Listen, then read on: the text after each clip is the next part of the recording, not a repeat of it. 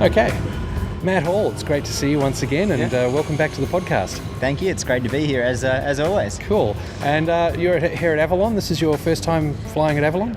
Second time displaying. I displayed in 2007 in the Giles 202, and Right. but this year we've got the actual race plane here, so it's something pretty special for the crowd to see. Cool. And can you tell us what you're doing for the crowd?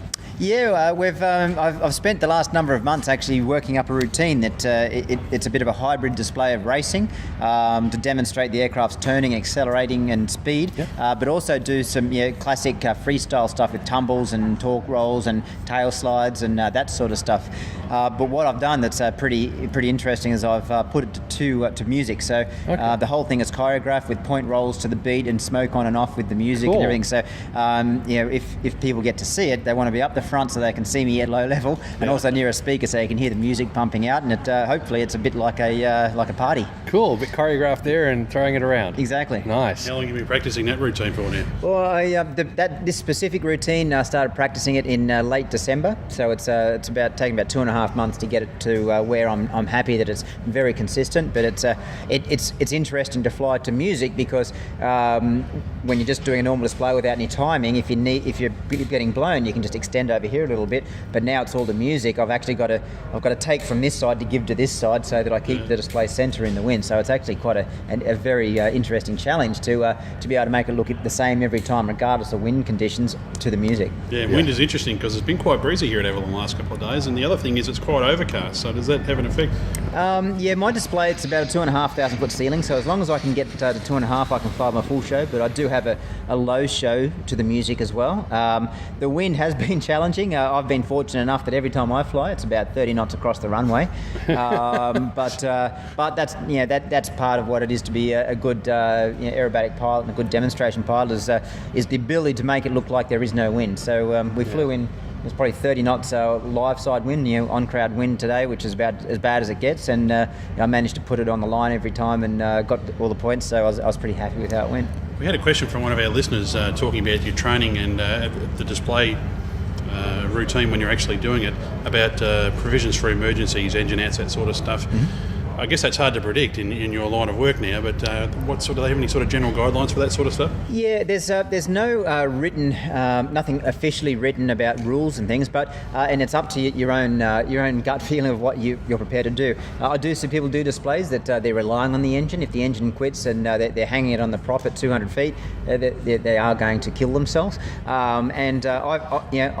You learn over time of what's good and what's bad. But with my display I've got now, I'm never below 150 knots below 500 feet, so I'm always going fast, up to 250 knots at low level, so that I've basically pulled engines at certain times in the display, and I can always get up to 1,000 feet to allow me to do a turn and glide back down to wherever I'm operating. Any time I'm doing anything that's departing the aircraft, such as tumbles and hovers, I will always be able to come out of that, recover the aircraft and glide back down to the runway.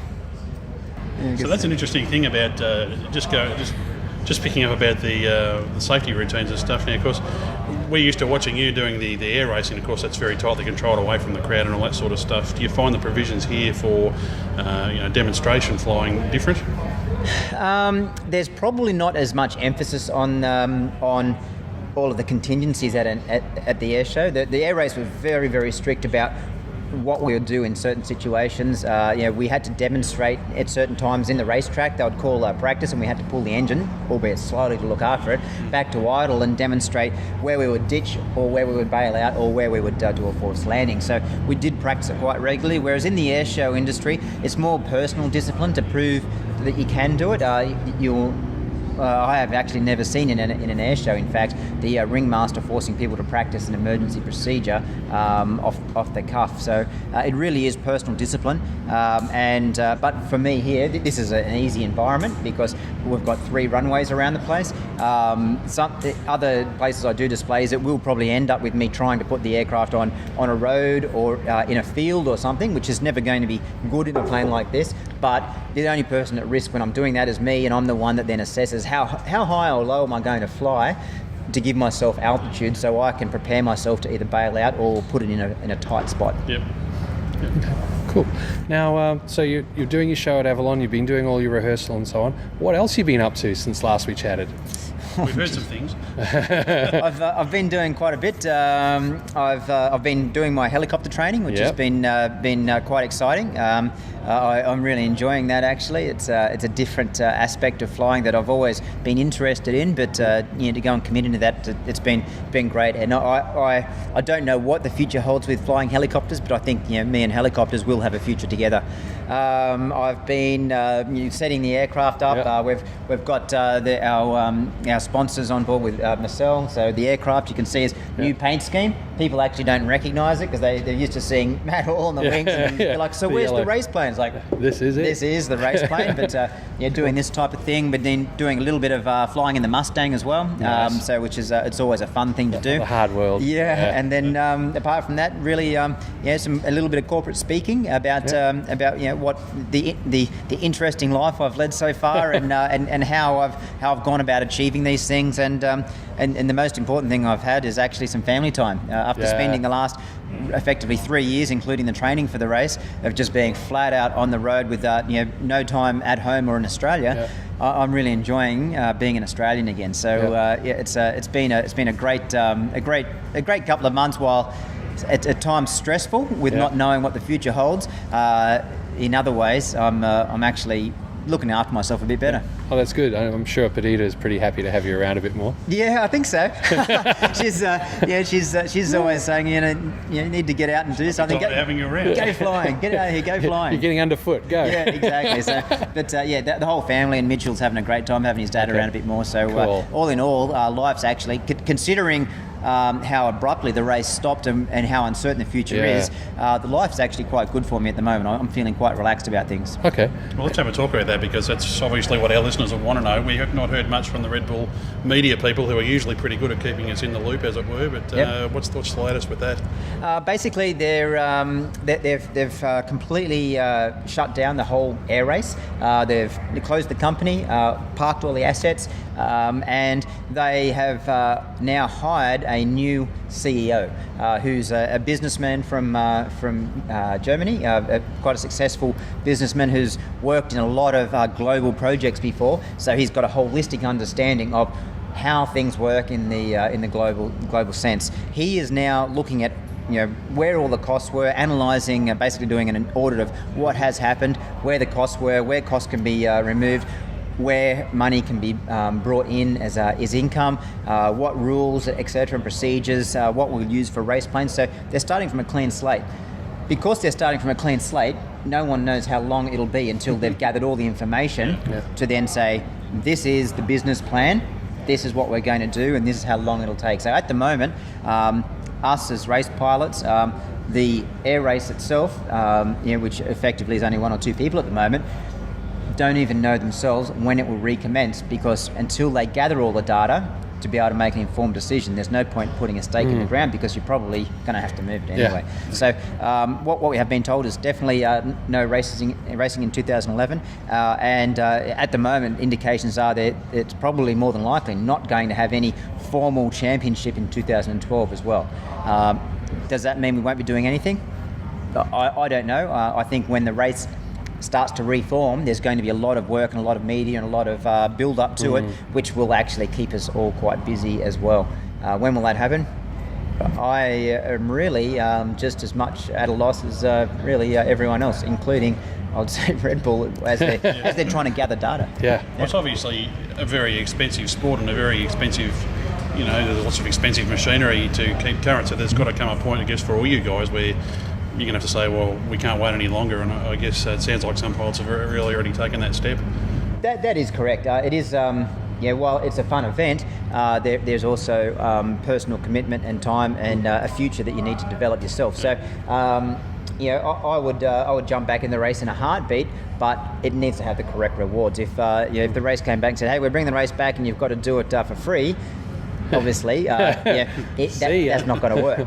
So there has to be some sort of reward for it. The competition is great, the flying's great, expensive piece of machinery right here behind us that I've now got set up for racing, and it needs to be used for something to make money. I think most pilots that were in the race have taken the opinion that it's, while something is probably going to happen somewhere, somehow, it's better to commit as though it's not happening, so that you can get some personal velocity of improving yourself and getting the business, your own business and your own direction solved, so that when the race does come back, you're actually already sitting financially okay, ready to go, rather than twiddling your thumbs. And the longer it goes, depression sets in, all those sorts of things. So that's pretty much what I think all the pilots have done, including myself, to get some direction, try some new things, and when the race comes back, then we're set to go. Okay. The last time I was this close to this aircraft, Matt, was in Perth last year, and we've talked quite often about some of the technical challenges you had with this, but how's it performing now? You had we know we had weight and balance was an issue for you at one point. How's it all going now? I'm now happy with the aircraft. There's still some things that would be great to do to it, but for where we are, I like the way it flies. We did a lot of work on its flight controls, especially in pitch, to get it to behave like a normal aircraft. Well, that's the thing, it's not a normal aircraft. Well, just to go, cows get small, cows get big. That concept, we've actually got that working now, that it works in the correct sense. So in that regard, it's going well. The engine, we've got the temperatures now under control with the engine, with some different ideas of cooling with plenums and exit strategies, etc. And we're definitely, I'm leaving now the aircraft as is for at least this next season, and then after, I'll probably expect that at the end of 2011, if we're not hearing anything more about the air race, I'll probably start looking to modify the aircraft to keep it in its race look, but I'll probably start looking at moving the ailerons back to full span again, and probably putting a bigger rudder back on it again, because I do find that when I'm doing the airshow stuff, I am very limited in the slow speed handling. I'm working very, very hard with the aircraft, so very fine touch to balance it without the prop wash on the big rudder and the ailerons. So if I'm going to continue down the line of this being a demonstration aircraft, I probably should invest some money to turn it into so it can do both aerobatics and racing. If the races is coming back and this plane is going to race, I wouldn't then bother with the slow speed handling, and I'd probably invest more on things like wing tips and fairings to go for speed. So 12 months time, we'll know what we're doing. Hopefully this plane will stay as is now. I'm happy with it, and then we'll see what goes from there. Are you still flying the Giles at all, or is that sort of gone? It's still available to me. I don't fly it a great deal. I did fly it earlier this year, but we do have we've got a couple of ideas that we're pursuing at the moment for use of a two-seat aircraft as a business. So without spilling too many beans, hopefully next time we talk we'll have some more information about what we're doing in that regard, with having a Matt Hall Racing two-seat aircraft that's used for certain things as well. Nice, very handy. Now we've got to do this. Now we were up at Amberley recently. We were talking to a former colleague of yours, Wing Commander Terence Death, and he sends his regards. Not too sure about your B111 comment that you made to us. He sent his regards. How did he know about the B111 comment? Did you guys tell him, or did he hear it? I can't imagine. He must be a fan of the show, mate. I imagine that. If you see Death, he's probably actually around here somewhere. Well, at least there's no B111s anymore, so everyone retired. Comment's gone. We'll see him flying a Red Bull race plane or something like that. Pretty soon. That's right. He'll looking for a job. He's not exactly on the supers at the moment, I don't think. No, I don't. I think he's flying a desk. That's a bugger. He needs to get out. Not get out of the Air Force. Get out in the world and fly planes. Get out and fly. Well, now we've managed to massage that along a bit for a few more episodes. I think our job is done. Our work is done here. Anything else you'd like to say while we got you? Any other news or info?